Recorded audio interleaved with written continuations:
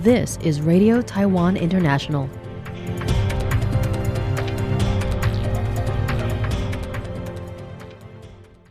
Welcome to the news on Radio Taiwan International. I'm Michelle Chang coming to you from Taipei, Taiwan. We begin with a look at today's top stories for Friday, May 22nd.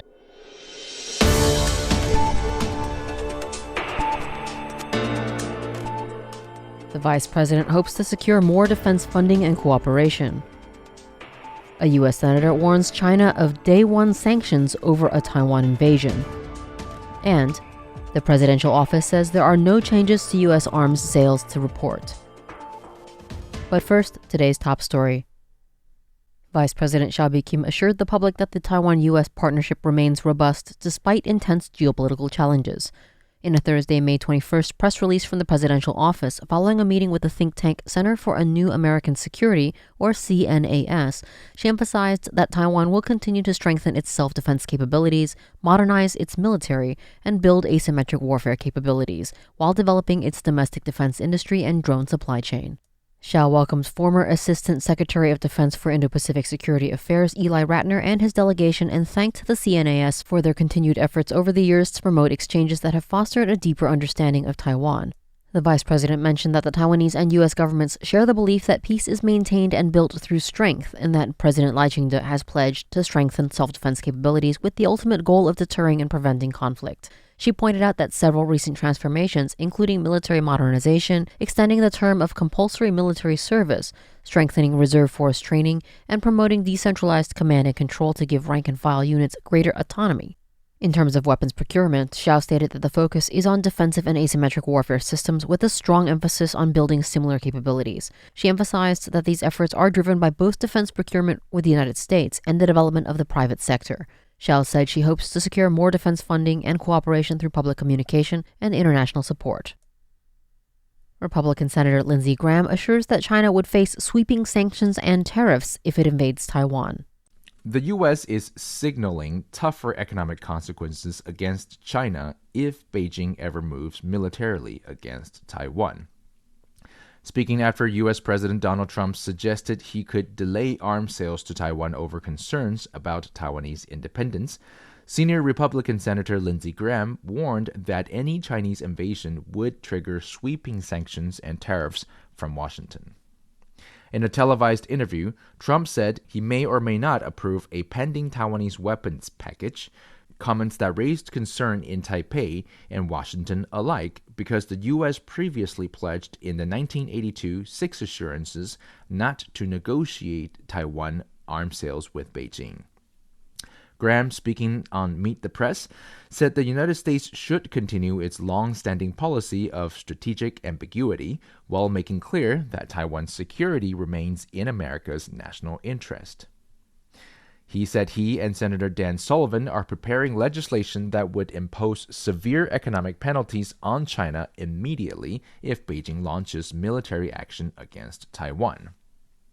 Graham warned that showing weakness on Taiwan could encourage further Chinese expansion. In Taipei, President Lai Ching-te responded by saying Taiwan remains committed to preserving peace and stability across the Taiwan Strait. Lai rejected claims that Taiwan is pursuing formal independence, arguing instead that China is the side attempting to change the regional status quo. Taiwan Deputy Foreign Minister Chen Ming-chi said Trump's remarks reflected his personal style, but stressed that overall U.S. policy toward Taiwan has not changed. Joey Cho for RTI News. The presidential office responded to allegations that the United States is withholding a $14 billion arms sale deal, saying there is no new information about adjustments to sales to Taiwan.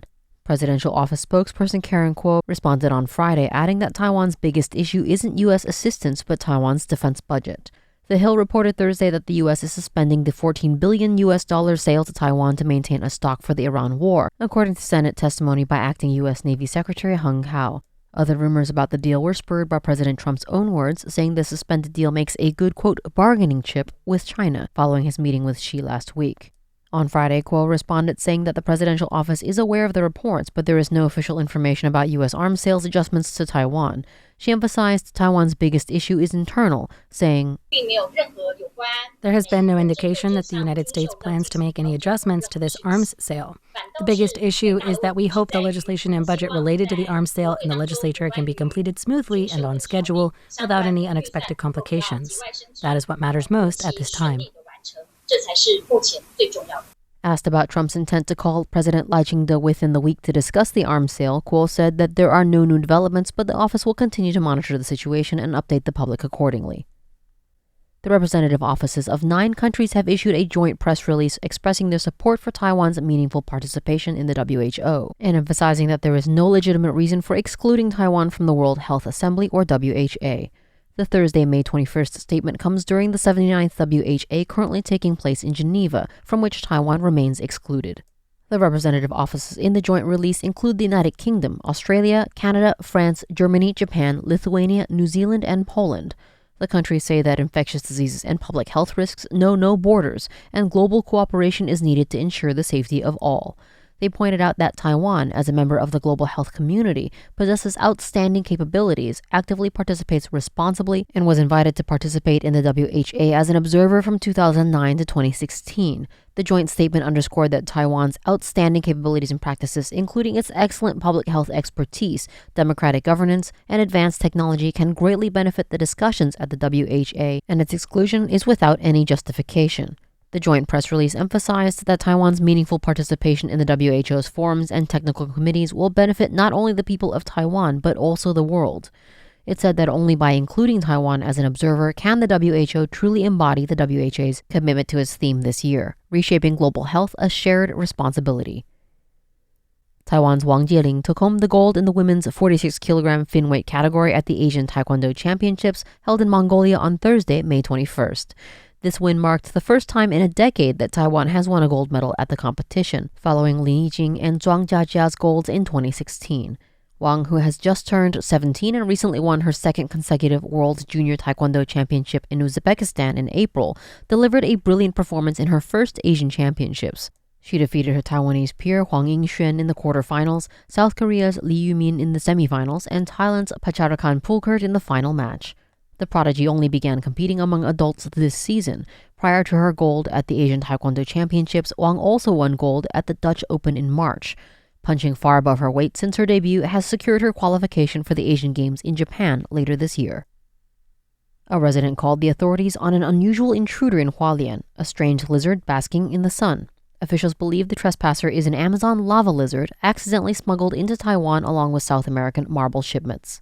A strange lizard suns itself on a concrete slab in Qingxingtan, Hualien, carefully observing the cameraman. The concerned resident behind the camera quickly calls the authorities to trap the lizard, fearing a new invasive species. The Reptile Conservation Association of Taiwan says the lizard is likely a South American Amazon lava lizard. The species is known to be adaptable and prolific, identified by a broad head covered in overlapping scales and a black ring around the neck. Association Chair Yo Teng-wei says it prefers dry, open areas or places near cities with fewer trees. The association believes that it entered Taiwan as a stowaway in a marble shipment from South America to a nearby processing factory in Hualien. Taiwan is already struggling with a green iguana infestation. The invasive species, originally pets, have no native predators and have wreaked havoc on the local ecosystems. As a distant cousin of the same species, Taiwan is taking this case seriously as it decides what to do next. Hualien County Agricultural Department Deputy General Chen Su-wen says that, as this is likely the first case of such a lizard in Taiwan, her department will work together with other relevant authorities to confirm the proper procedure. For now, experts are advising continued observation and help from the public to keep their eyes peeled for any more of these creatures in the wild. Citizens should report any further sightings which could indicate the presence of a breeding population, especially of females or young lizards. If that happens, the government will have to take more drastic measures, including surveys and removal operations. Amanda Stevens for RTI News. Thanks for joining me for the news. I'm Michelle Chang. Stay tuned for another 50 minutes of English language features brought to you by Radio Taiwan International. RTI News, programs, pictures, and more. Online at rti.org.tw/en. Check it out.